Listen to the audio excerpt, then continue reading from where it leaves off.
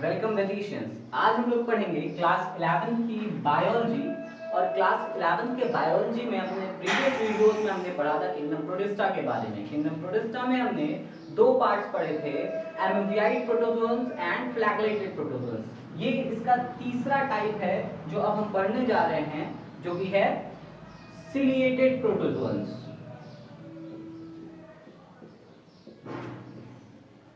अभी ध्यान से देखिएगा, सिलिएटेड प्रोटोजोन्स। देखिए, प्रोटो का मतलब मैंने आपको बताया था प्रिमिटिव होता है, और जोन्स का मतलब एनिमल्स। इनको प्रिमिटिव एनिमल्स या फर्स्ट एनिमल्स भी कहा जाता था। किसको?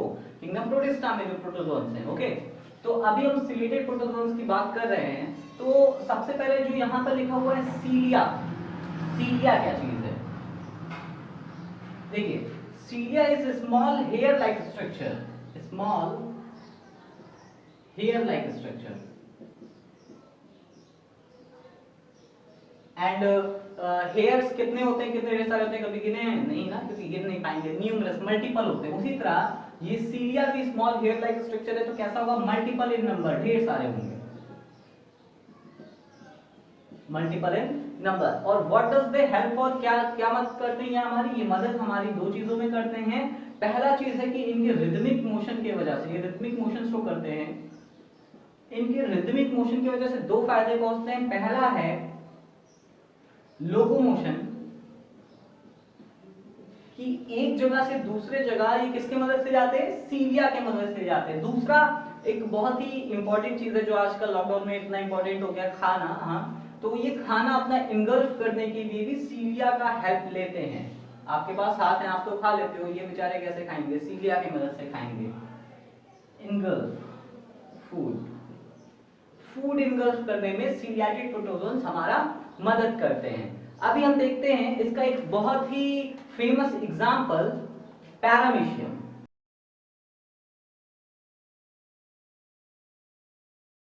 ओके, तो अभी अभी हमने देखा पैरामीशियम के बारे में। एग्जांपल के तौर पे लिख लीजिएगा, पैरामीशियम।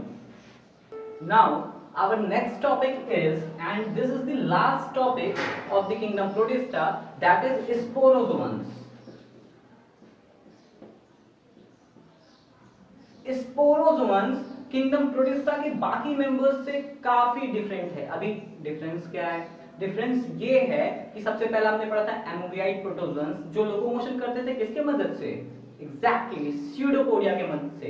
दूसरा टाइप हमने देखा था फ्लैगेलेटेड प्रोटोजोन्स, जो लोकोमोशन करते थे किसकी मदद से? फ्लैगला की मदद से। तीसरा हमने देखा था इससे पहले सिलेटेड प्रोटोजोन्स, और सिलेटेड प्रोटोजोन्स कैसे मूवमेंट करते हैं? अपने सीलिया के हेल्प से। स्पोरोजोन्स ये कैसे मूवमेंट करते हैं, इसके बारे में बात करते हैं। Actually they don't get opportunity to move, बेचारे एक ही जगह रह जाते हैं, because they are non motile. What does non motile means? कि that they can not replace their place. What does non motile means? That they can not get from one place to another on their own. Okay, so they are non motile. Now we will talk about it. मुझे खास तौर पे ये sporozoans पसंद नहीं है, क्योंकि ये तो हमारे ही शरीर में रहते हैं, हम इसे अपना फूड भी लेते हैं, उसके बावजूद हमको ही डिजीज देते हैं। बहुत ही एहसान फरामोश टाइप के हैं ये स्पोरोजोन्स। एक्चुअली क्या होता है कि मोस्टली पैरासिटिक हैं ये, मोस्टली पैरासिटिक। पैरासिटिक मींस कि किसी बॉडी के अंदर रहना भी है, उसे फूड भी डराइव करना है, और उनको नुकसान भी पहुंच रहा है। जैसे हमारे अंदर इंसानों में भी ये पैरासाइट के तौर पे रहते हैं। कैसे? अभी हम देखेंगे। फिलहाल हम देखते हैं इसका जो नाम पड़ा है sporozoans, what does it indicate, कि ये रिप्रोडक्शन कैसे करते होंगे। ये अपना रिप्रोडक्शन करते हैं with the help of spores. अच्छा, अभी स्पोर्ट्स एक जगह से दूसरे जगह कई एजेंट्स के द्वारा जाता है, जैसे कि वाटर हो गया, रेनफॉल हो गया, विंड हो गया, एनिमल्स हो गया, एटसेट्रा। ठीक है, अभी इसका एक बहुत ही फेमस एग्जांपल हम देखेंगे, प्लाज्मोडियम। और ये कौन सा डिजीज हम लोग के बॉडी में क्रिएट करता है पता है? बहुत ही डेडली डिजीज है जिसका नाम है मलेरिया।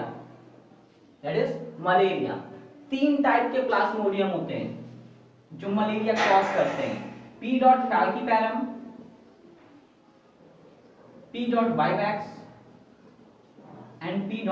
मलेरिया।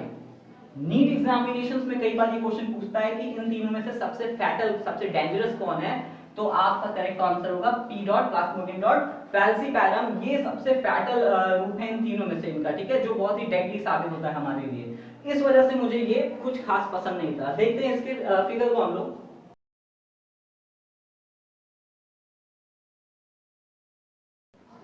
अब हम लोग देखते हैं इनके इंपॉर्टेंस के बारे में। हम लोग किंगडम प्रोटिस्टा पढ़ लिए, आखिर क्यों पढ़े, इनका इंपॉर्टेंस क्या है, तभी हम लोग पढ़े होंगे। क्या इंपॉर्टेंट है, पहली बात इंपॉर्टेंट है नीट एग्जामिनेशंस में आना, आपके एग्जाम में आना है, वो तो इंपॉर्टेंट है ही, साथ में ये हमें कहाँ इकोनॉमिकल वैल्यू क्या देता है ये देखते हैं, इसकी इंपॉर्टेंस।